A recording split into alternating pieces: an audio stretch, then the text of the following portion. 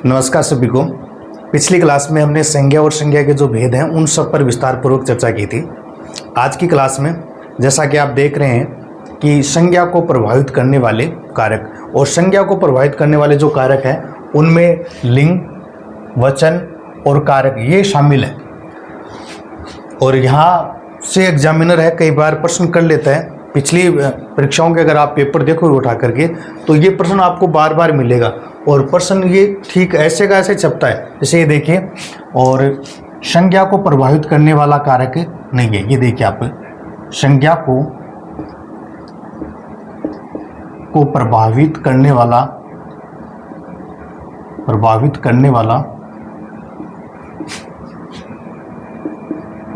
वाला कारक नहीं है, कारक नहीं है। और वहाँ आपको ऑप्शन जो मिलते हैं उसमें ये देखिए, लिंग, वचन, कारक, काल। ठीक ऐसा कैसा प्रश्न छपता है ना। तो यहाँ हमने ये जान लिया है कि संज्ञा को जो प्रभावित करने वाले कारक वो कौन कौन से हैं, लिंग, वचन और कारक। और ये काल है, इससे संज्ञा वो प्रभावित नहीं होती है। तो आइए जानते हैं आगे। तो संज्ञा को प्रभावित करने वाले जो कारक हैं उनमें सबसे पहले हम लिंग के विषय में देखेंगे, है ना। तो लिंग एक व्याकरणिक कोटि है और जो किसी भी शब्द की स्त्री या पुरुष होने का बोध कराता है। अगर हम लिंग शब्द के शाब्दिक अर्थ की बात करें, शाब्दिक अर्थ की अगर हम बात करें तो ये देखिए, शाब्दिक अर्थ इनका होता है चिन्ह या फिर लक्षण, चिन्ह या लक्षण। परिभाषा की अगर हम बात करें तो, है ना, और परिभाषा भी आप देख लो। ये देखिए आप, संज्ञा के जिस रूप से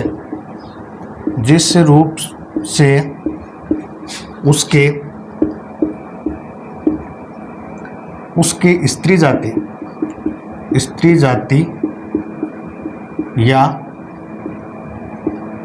पुरुष जाति का बोध हो उसे क्या कहते हैं, उसे लिंग कहते हैं। हिंदी में अगर हम बात करें तो लिंग है इनके और दो ही भेद माने जाते हैं। ये देखिए आप,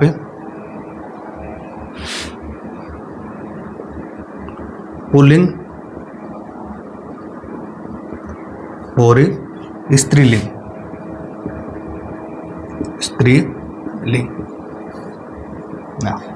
तो पुल्लिंग यानी कि संज्ञा का वह रूप जिससे पुरुष जाति का बोध हो उसको क्या कहेंगे, पुल्लिंग कहेंगे।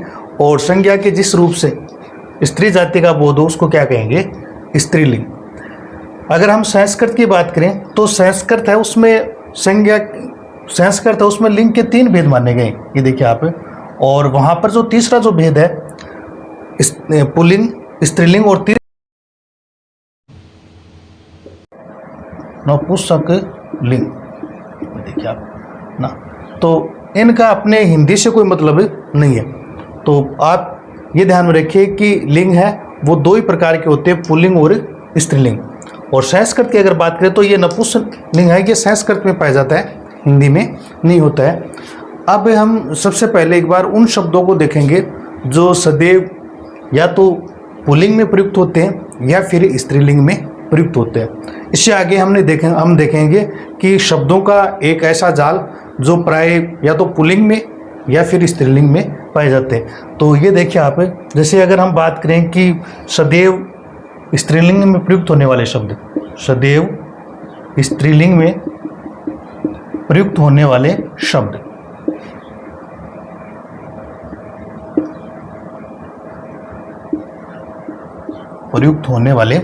शब्द, और ये कौन कौन से हैं, ये देखिए आप, जैसे कोयल है, ये देखिए आप, कोयल। इसी प्रकार से मक्खी, चील, ये देखिए आप ना, कोयल, मक्खी, चील और मछली,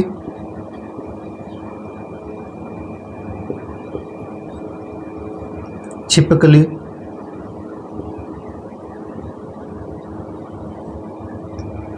तितली,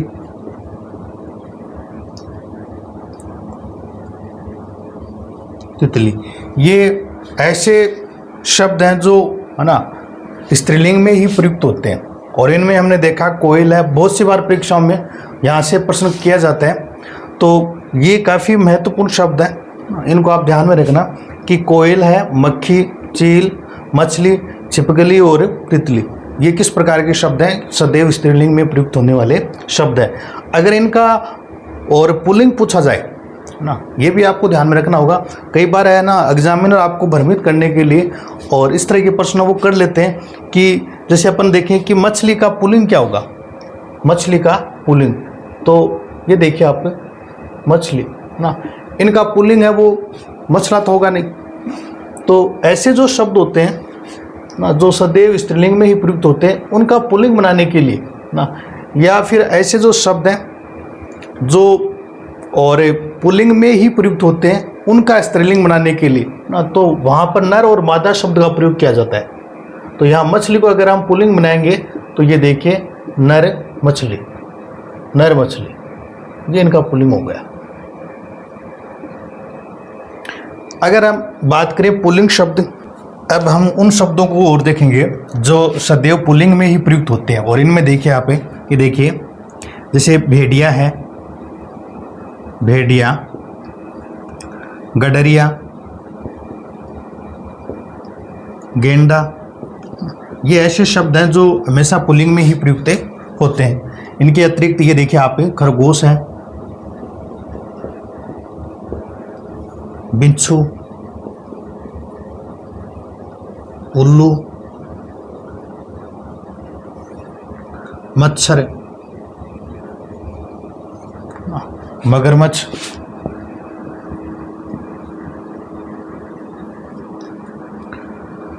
डायनासोर, घोड़ा, कौवा, देखिए आप,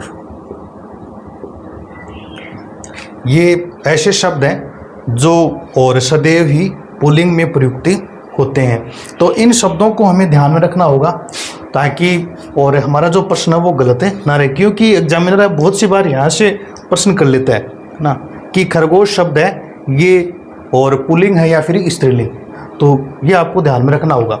इनके अलावा और हम अन्य बातें और भी देखेंगे, जैसे कि और पुल्लिंग शब्दों की पहचान, ये देखिए आप, पुल्लिंग जो शब्द है उनको हम कैसे पहचानें।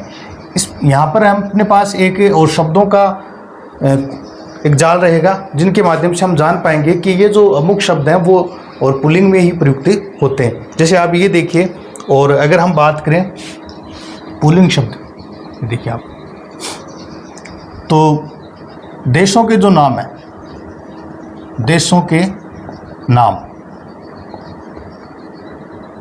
जैसे कि ये देखिए आप, भारत है ना, भारत, चीन, जापान, ये सभी क्या है पुल्लिंग होंगे, है ना। यहाँ आपको ध्यान में रखना होगा कि श्रीलंका जो है इनको आप ध्यान में रखिए, श्रीलंका है ये क्या है स्त्रीलिंग है। इसी प्रकार से पर्वतों के नाम, ये देखिए आप, पर्वतों के नाम, और पर्वतों के जो नाम है जैसे इसमें और आप देखिए, जैसे हिमालय है, हिमालय, विंध्याचल, ये देखिए आप,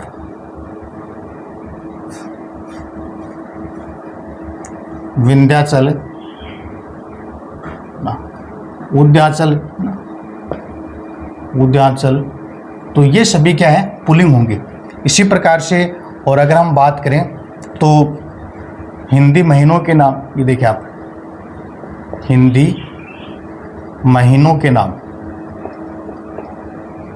जिसमें और जैसे चैत है, चैत, माघ, आषाढ़, तो ये सभी किस में आ जाएंगे पुल्लिंग शब्दों की श्रेणी में होंगे। इसी प्रकार से अगर हम देखें तो पेड़ों के जो नाम है, पेड़ों के नाम, जैसे जामुन है, नीम, शीशम, तो ये सभी क्या होंगे? पुल्लिंग, है ना। यहां आपको एक ध्यान में रखना होगा कि इमली जो है ये क्या होगा? ये स्त्रीलिंग होगा। इमली किस में आएगा? स्त्रीलिंग में। इसी प्रकार से और सागरों के नाम, ये देखिए सागर या फिर रत्नों के नाम, रत्नों के नाम, जैसे हिंद महासागर है, हिंदी महासागर, तो जितने भी जो सागर हैं वो किस में आ जाएंगे? और पुल्लिंग शब्दों में होंगे। इसी प्रकार अगर हम देखें तो जैसे द्रव्य पदार्थ है, द्रव्य पदार्थों में, या फिर धातुओं के नाम, धातुओं के नाम, जैसे ये देखिए आप पानी है, तेल, ये सभी क्या होंगे? पुल्लिंग होंगे। धातुओं में अगर हम देखें तो ये देखिए सोना, है ना, सोना है, ये देखिए लोहा। यहां आपको ध्यान में रखना होगा कि चांदी जो है, चांदी, ये क्या है? ये स्त्रीलिंग होगा ना। इसी प्रकार से और अगर हम देखें तो अनाजों के जो नाम है, अनाजों के नाम, तो इनमें जैसे ये देखिए बाजरा है, बाजरा है ना, चावल, तो जो भी अनाज के नाम है वो क्या है? और पुल्लिंग में प्रयुक्त होंगे। और यहां विशेष रूप से आपको ध्यान में रखना होगा, ये देखिए ज्वार है ना, ज्वार, इनको आप ध्यान में रखिए, ये क्या है? ये स्त्रीलिंग है। ज्वार के अतिरिक्त आप अरहर, ये देखिए अरहर और मक्की, ये तीन क्या होंगे? ये स्त्रीलिंग है। तो इनको आप और अलग से ध्यान में रखें। शरीर के अंगों के जो नाम है, ये देखिए आप शरीर के अंगों के नाम, तो जैसे ये देखिए कान, नाक, बाल, ये सभी क्या है? पुल्लिंग है ना। पर आपको ध्यान में रखना होगा, और ये देखिए जैसे आंख है, आंख, जीभ, बाह और जांग, ये क्या है? ये स्त्रीलिंग है। तो इस प्रकार से हमें ये ध्यान में रखना होगा कि ये जो शब्द हैं ये पुल्लिंग में आएंगे और ये क्या है? और स्त्रीलिंग में होंगे। तो इनके अतिरिक्त अगर और शब्द हम देखें तो जैसे आप ये देखिए जिन्हें तत्सम शब्दों के अंत में और अ मात्रा होती है, ये आप लिख लीजिए, जिन तत्सम शब्दों के अंत में अ मात्रा होती है, जैसे, और वो पुल्लिंग शब्द होते हैं। जैसे ये देखिए आप जीवन है, मरण, जल, जल, अमृत, इसी प्रकार से नगर, उपवन, उपवन, तो ये सभी क्या है? पुल्लिंग शब्द होंगे। तो पुल्लिंग शब्दों की श्रेणी में हमने देखा कि देशों के जो नाम है ना, वो किस में देखे जाएंगे? पुल्लिंग शब्दों में। इसी प्रकार से पर्वतों के नाम, हिंदी महीनों के नाम ना, और हिंदी महीनों के नाम, इनके साथ आप ये भी देखिए कि दिनों के जो नाम है, ये देखिए दिनों के नाम, दिनों के नाम, जैसे सोमवार है, ये देखिए सोमवार, मंगलवार, बुधवार, ये सभी किस में आ जाएंगे? ये सभी पुल्लिंग शब्दों की श्रेणी में रहेंगे। इससे आगे हमने देखा कि पेड़ों के नाम है, और पेड़ों के नामों में हमने विशेष रूप से देखा है कि इमली जो है वो किस में आएगा? स्त्रीलिंग में आएगा। इसी प्रकार से श्रीलंका है, ये भी क्या है? ये अपवाद है ना, इनको हमें देखना होगा। दिनों के नामों में हमने देखा कि ये पुल्लिंग में होंगे। इसी प्रकार से सागर या फिर रत्नों के जो नाम है वो भी क्या होंगे? पुल्लिंग होंगे। द्रव्य पदार्थ या फिर धातुओं के नाम है ना, धातुओं में हमने देखा कि चांदी है, ये कहाँ प्रयुक्त होगी? ये स्त्रीलिंग में होगी। इसी प्रकार अनाज जो है, जिसमें बाजरा, चावल है ना, गेहूं, ये सभी क्या है? पुल्लिंग होंगे। जबकि ज्वार, अरहर, मक्की और इनके साथ में आप चाय को भी देखिए, है ना।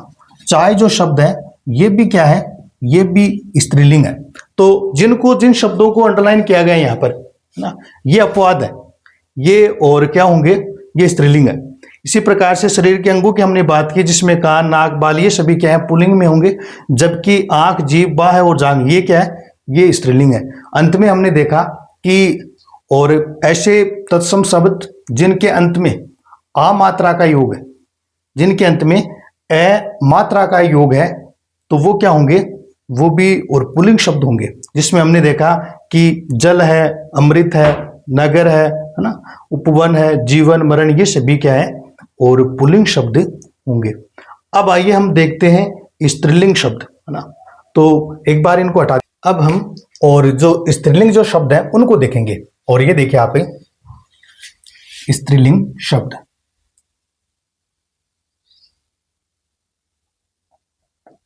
स्त्रीलिंग, और इनमें अगर हम बात करें तो जैसे नदियों के जो नाम है, देखिए नदियों के नाम, नदियों के नाम, जैसे गंगा है, यमुना, तो ये सभी, गोदावरी है, ये क्या होंगे, और स्त्रीलिंग होंगे। इसी प्रकार से भाषाओं के नाम, भाषाओं के नाम, तो भाषाओं के नाम भी किस में आएंगे, स्त्रीलिंग में। भाषा के अतिरिक्त ये देखिए बोलियों के नाम, बोलियों के नाम है, लिपियों के जो नाम है, इनको हम किस में देखेंगे, और स्त्रीलिंग शब्दों की श्रेणी में देखेंगे। इसके अतिरिक्त अगर हम बात करें तो तिथियों के नाम, तिथियों के नाम, तिथियों के नाम, जैसे, और अगर हम बात करें जैसे ये देखिए पंचमी है, पंचमी, अष्टमी,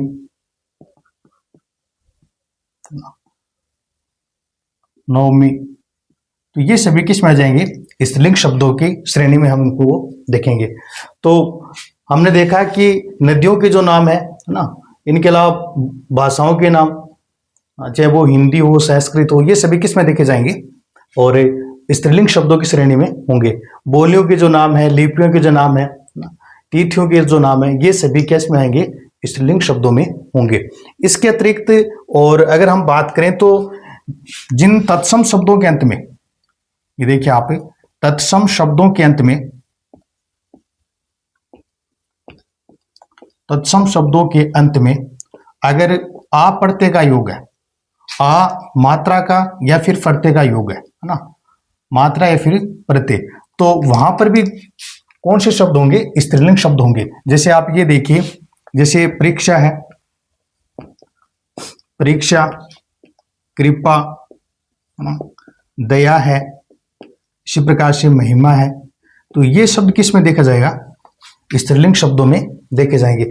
इसके अतिरिक्त कुछ ऐसे प्रत्यय हैं जो सदैव स्त्रीलिंग शब्दों का ही निर्माण करते हैं ना, तो ये देखिए, और जहां पर ये देखिए ई प्रत्यय है या फिर नी प्रत्यय है ना, इसी प्रकार से इन प्रत्यय है, आनी प्रत्यय है, आइन प्रत्यय है,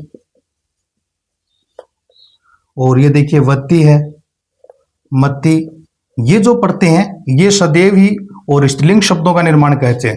जैसे इसमें देखिए ई प्रत्यय में अगर हम देखें तो ये देखिए दादी ना, नानी, नाना से नानी बन गया, इसी प्रकार से मामा से मामी। नी प्रत्यय की अगर हम बात करें तो जैसे देखिए शेर से शेरनी, शेरनी, ऊंट से ऊंटनी, ऊंटनी ना, तो इस प्रकार से, और नी जो प्रत्यय है वो भी क्या है, स्त्रीलिंग शब्दों का प्रयोग का निर्माण करता है। इसी प्रकार से इनमें आप देख लीजिए, जैसे बागिन है, बाग से बागिन, बागिन, मालिक से मालकिन, मालिक से मालकिन, इसी प्रकार से ये देखिए मोर से मोरनी। आने प्रत्यय की अगर हम बात करें तो जैसे जेठ से जेठानी, देखिए जेठानी, सेठ से सेठानी, देवर से देवरानी,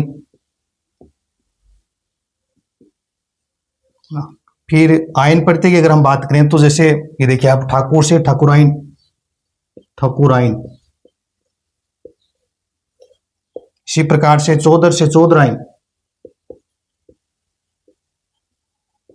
तो कहने का मतलब ये हुआ कि आयन प्रत्यय है, आने प्रत्यय है, इन प्रत्यय, नी प्रत्यय, ई प्रत्यय, ये सदैव ही और स्त्रीलिंग शब्दों का निर्माण करते हैं। तो इनमें भी अगर आप देख सकते हैं, से गुणवान है तो गुणवती, गुणवती। इसी प्रकार से श्रीमान से श्रीमती, श्रीमती। तो ये क्या है, ये हमेशा और स्त्रीलिंग शब्दों का ही निर्माण करते हैं। तो यहां हमने देखा कि स्त्रीलिंग जो शब्द है उनकी श्रेणी में हम देखेंगे नदियों के नाम है, भाषा, बोलियों और लिपियों के जो नाम है, तिथियों के जो नाम है ना। इसी प्रकार से तत्सम शब्दों के अंत में अगर आ मात्रा है तो वो भी किस में आएंगे, स्त्रीलिंग शब्दों में आएंगे। इसके अतिरिक्त हम इन प्रत्ययों को देखेंगे जिसमें ई है, नी है, इन है, आनी है, आइन है, वती है और मती। ये जो प्रत्यय हैं इनको हम स्त्रीलिंग शब्दों में देखेंगे। आगे अगर हम बात करें तो कई बार ये होता है कि हमें शब्द दिया होता है ना, और उनको या तो हमें पुल्लिंग शब्द देंगे जिनको स्त्रीलिंग में बदलना है, या फिर स्त्रीलिंग जो शब्द है उसको पुल्लिंग में बदलना है। तो ये कैसे करें, इनके विषय में भी एक बार देखिए आप। तो ये सामान्य कुछ नियम है, जैसे कि मान लो कि और वान जो प्रत्यय है ना, आपको मान लो कि और पुल्लिंग से स्त्रीलिंग में बदलना है ना, और उनके अंत में वान प्रत्यय का प्रयोग हुआ है। शब्द के अंत में क्या है, वान प्रत्यय। तो वहां पर आप वतिष्ठ पर वान को तो हटा देंगे और इनके जगह क्या लगा देंगे, वती प्रत्यय का प्रयोग करेंगे। जैसे आप ये देखिए, जैसे गुणवान है, गुणवान। इसी प्रकार से धनवान है, धनवान। तो ये देखिए श्रद्धावान, या फिर हम करेंगे श्रद्धावान। ये देखिए आप श्रद्धावान या भगवान, ये देखिए आप। तो अगर इनको हम पुल्लिंग में बदलेंगे, देखिए पुल्लिंग, इन शब्दों को और स्त्रीलिंग में अगर हम बदलेंगे तो कैसे करेंगे, ये देखिए। तो इनके अंत में ये जो वान है, वान को हटा देंगे और वान की जगह अपन वती जो प्रत्यय है वो लगा देंगे। जैसे गुणवान है तो ये क्या हो जाएगा, गुणवती, गुणवती। इसी प्रकार से अगर हम देखें तो धनवान है तो धनवती, धनवती। श्रद्धावान से क्या हो जाएगा, श्रद्धावती, श्रद्धावती। भगवान से क्या हो जाएगा, भगवती। तो ये हमने देखा कि जिन पुल्लिंग शब्दों के अंत में और वान प्रत्यय लगा हुआ है तो वान को हम हटा देंगे और वान की जगह कौन सा प्रत्यय लगा देंगे, वती प्रत्यय का प्रयोग करेंगे। तो पुल्लिंग जो शब्द है वो क्या बन जाएंगे, स्त्रीलिंग शब्द बन जाएंगे। इसी प्रकार से और जिन पुल्लिंग शब्दों के अंत में मान प्रत्यय, कौन सा प्रत्यय है, मान, तो इनको हटा देंगे और इनकी जगह क्या लगा देंगे, मति प्रत्यय लगा देंगे। ये देखिए आप, जैसे ये देखिए श्रीमान, श्रीमान, या फिर शक्तिमान, शक्तिमान, बुद्धिमान, बुद्धिमान, है ना। तो ये देखिए इनमें सब में मान प्रत्यय, इनको अगर हम हटा देंगे तो ये क्या बन जाएगा, जैसे श्रीमती, श्रीमान से क्या हो जाएगा, श्रीमती। शक्तिमती से क्या बन जाएगा, शक्तिमती। इसी प्रकार से बुद्धिमान से बुद्धिमती। तो हमने जाना कि अगर किसी भी पुल्लिंग शब्द के अंत में मान प्रत्यय है, इनको हटा देंगे और इनकी जगह अगर मति प्रत्यय का प्रयोग करेंगे तो वो शब्द क्या बन जाएगा, स्त्रीलिंग बन जाएगा। इसी प्रकार से अगर किसी भी पुल्लिंग शब्द के अंत में, और ये देखिए आप, जैसे ता प्रत्यय है ना, तो इनके स्थान पर हम ता को तो हटा देंगे और त्री लगा देंगे। ता का क्या बना देंगे, त्री बना देंगे। तो जैसे ये देखिए आप, जैसे नेता है, नेता है ना, तो ता को हटाएंगे तो ये क्या बन जाएगा, नेत्री। इसी प्रकार से दाता ना, तो दात्री। इसी प्रकार से कर्ता, तो क्या हो जाएगा, कर्ता का कर्त्री, ये देखिए आप। तो इस प्रकार से हम भी और शब्दों को स्त्रीलिंग से पुल्लिंग में बदल सकते हैं। तो ये हमने देखा कि पुल्लिंग शब्दों को स्त्रीलिंग में किस प्रकार से और बदला जाता है, जिनमें सबसे पहले हमने वान और वती का प्रयोग देखा, फिर मान और मति का देखा। यहाँ पर हमने ता और त्रि जो पढ़ते हैं इनके प्रयोग को देखा। अब इतना सब कुछ सीखने के बाद भी अगर हमें ये पहचानने में दिक्कत हो रही है कि ये शब्द पुल्लिंग है या फिर स्त्रीलिंग है ना, तो इनका भी एक शॉर्ट तरीका और है जो और आपकी काफ़ी मदद करेगा एग्जामिन हॉल के अंदर। तो ये देखिए आप, अगर मान लो कोई भी शब्द है और वो आपको पहचान में नहीं आ रहा है कि ये स्त्रीलिंग है या फिर पुल्लिंग है, तब आपको क्या करना है? ऐसी स्थिति में आप और या तो आप सर्वनाम का प्रयोग करें, सर्वनाम, या फिर विशेषण शब्द का प्रयोग करें। ये देखिए कैसे करेंगे, है ना। क्रिया के माध्यम से भी हम देख सकते हैं, क्रिया के माध्यम से भी हम इनको पहचान सकते हैं। जैसे कि मान लो कि सर्वनाम है और इसमें मेरा या फिर मेरी, अगर उनके साथ मेरा सही सेट हो रहा है तब तो वो शब्द क्या होगा? पुल्लिंग होगा। अगर मेरी शब्द सेट हो रहा है तब क्या हो जाएगा? स्त्रीलिंग हो जाएगा। इसी प्रकार से विशेषण में अगर हम देखेंगे तो अच्छा या फिर अच्छी, इन दो शब्दों को हम देखेंगे और क्रिया ये बात हम अंत में करेंगे। जैसे कि मान लो कि आपको एक शब्द मिला हुआ है और ये देखिए जैसे पानी शब्द है, पानी शब्द। अब आपको ये पता नहीं है कि पानी है ये स्त्रीलिंग है या फिर पुल्लिंग है। पानी शब्द कैसा है, स्त्रीलिंग है या फिर पानी है या पुल्लिंग है। तो आप क्या करेंगे, इनके आगे, पानी शब्द के आगे और मेरा या फिर मेरी लगा दीजिए, मेरा पानी, है ना। दूसरा मेरी पानी। तो यहाँ आप देखिए कौन सा सही सेट हो रहा है ना।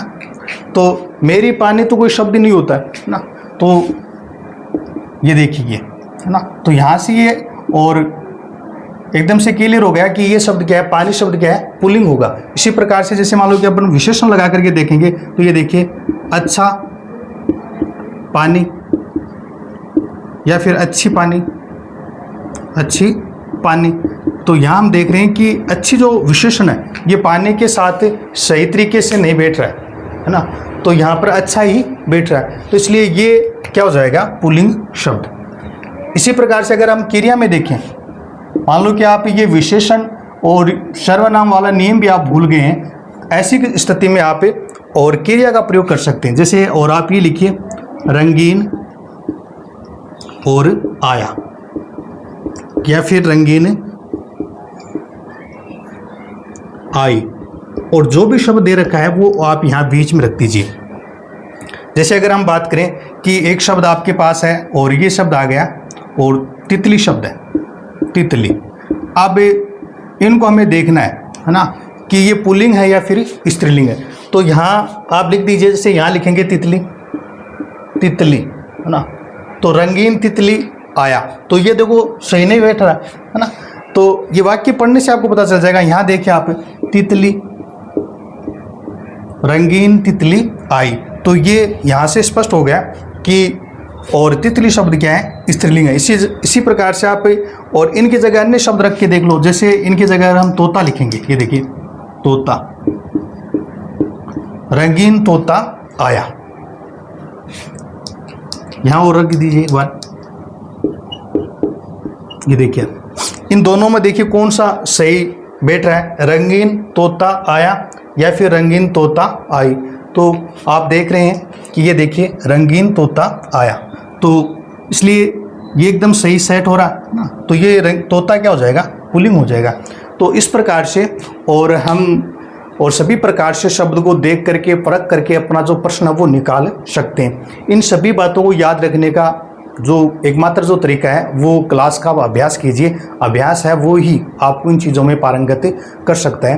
तो हमने आज जो लिंक देखा है और ऐसा मानना है कि अगर आप इस क्लास को शुरू से अंत तक पूरे धैर्य के साथ देखोगे तो निश्चित रूप से आपका जो प्रश्न है वो गलत नहीं होगा।